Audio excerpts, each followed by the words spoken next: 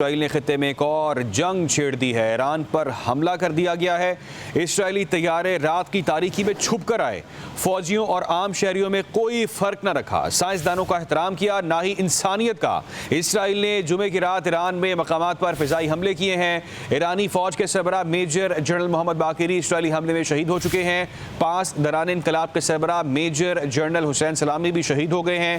جوہری سائنسدان فریدون عباسی اور محمد مہدی بھی اسرائیلی حملے میں نشانہ بنے ہیں۔ تہران کے رہائشی علاقے بھی حملے کی زد میں آئے ہیں، شہریوں سمیت بچے بھی جاں بحق ہوئے۔ ایرانی سپریم لیڈر آیت اللہ خامنائی نے خبردار کیا ہے، اسرائیل سخت سزا کا انتظار کرے۔ کہا صہیونی ریاست نے ہماری سرزمین کے خلاف گھناؤنا جرم کیا ہے، رہائشی عمارتوں کو نشانہ بنا کر اپنی بدنما فطرت کا اظہار کیا۔ اسرائیل کے ہاتھ خون سے رگے ہیں، اللہ نے چاہا تو ایران کی مسلح فوج کے مضبوط بازو اسرائیل کو سزا دیے بغیر نہیں رکیں گے۔ ایران کے فوج کے ترجمان نے کہا کہ دشمن نے ایران پر حملہ کر کے سنگین غلطی کی، تہران اس کا بھرپور جواب دے گا، اب دشمن جواب کا انتظار کرے۔ کہا اسرائیل نے حملہ امریکہ کی مدد سے کیا ہے۔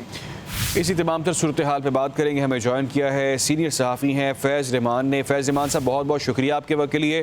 یہ کہیے گا کہ جنگ بندی کی باتیں کی جا رہی تھیں کہ غزہ کی جنگ بندی ہونی چاہیے، غزہ کے اندر، لبنان کے اندر جو صورتحال ہے اس کو کنٹرول کرنا ہوگا، لیکن ہم دیکھ رہے ہیں کہ اسرائیل نے اب ایک اور جنگ چھیڑ دی ہے۔ مشرق وسطیٰ کے حالات کیا ہوتے دیکھ رہے ہیں آپ؟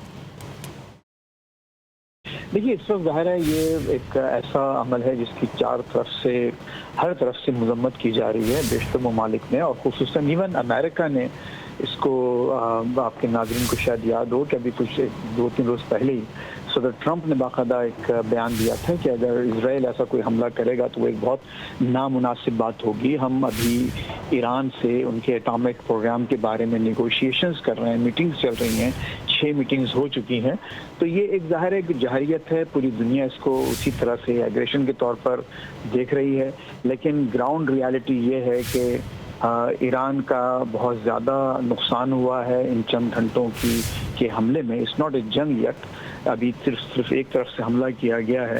افسوس یہ ہے کہ ایران کے پاس جو ان کا ایئر ڈیفنس سسٹم تھا وہ ناکام رہا، اور آپ نے دیکھا کہ انہوں نے بہت ہی پریسیشن کے ساتھ ایسے ٹارگیٹس ہٹ کیے ہیں جو بغیر کسی آن دا گراؤنڈ جاسوسی کے اور سیٹلائٹ کی مدد سے جو حملے ہوئے ہیں، تو ظاہر ہے یہ سب بڑی شاندار ان کی ٹیکنالوجی کا استعمال کیا گیا ہے، اور جاسوسی نظام کا میں سمجھتا ہوں کہ اس وقت پینیٹریشن ہے اس وقت ایران کی، تو حالات تو خرابی کی طرف جاتے نظر آ رہے ہیں۔ اب دیکھنا یہ ہے کہ ایران جیسے کہ کہہ رہا ہے کہ ریٹیلیٹ کرے، کیونکہ وہ اپنا ڈیفنس نہیں کر پائے ہیں پراپر، تو مجھے امید نہیں ہے کہ ان کے پاس اس بات کی کیپیسٹی ہے کہ وہ کوئی اس کا مناسب جواب دے سکیں، اس لیے بھی کہ ان کے بارڈرز تو اسرائیل سے ملتے نہیں ہیں، اور جو 2-3 ممالک بیچ میں پڑتے ہیں، یعنی عراق ہے، پھر اس کے بعد سیریا ہے، جارڈن ہے، تو یہ وہ تمام ممالک وہ ہیں جنہوں نے بالکل واضح طور پر اپنی فضائی حدود بند کر رکھی ہیں۔ ان کو نہ ڈرونز اڑانے کی وہاں سے اجازت دی جائے گی ایران کو، اور نہ ہی طیارے۔ تو اس پوری صورتحال میں اس وقت دیکھنا یہ ہے کہ دنیا کس طرح سے اس معاملے کو کم از کم ٹھنڈا کرنے کی کوشش کرتی ہے۔ اب ظاہر ہے کہ اگر امریکہ اور دوسری پاورز انٹروین کر کے سیز فائر کرتی ہیں تو پھر ایران کے پاس ریٹیلیشن کا موقع نہیں رہے گا۔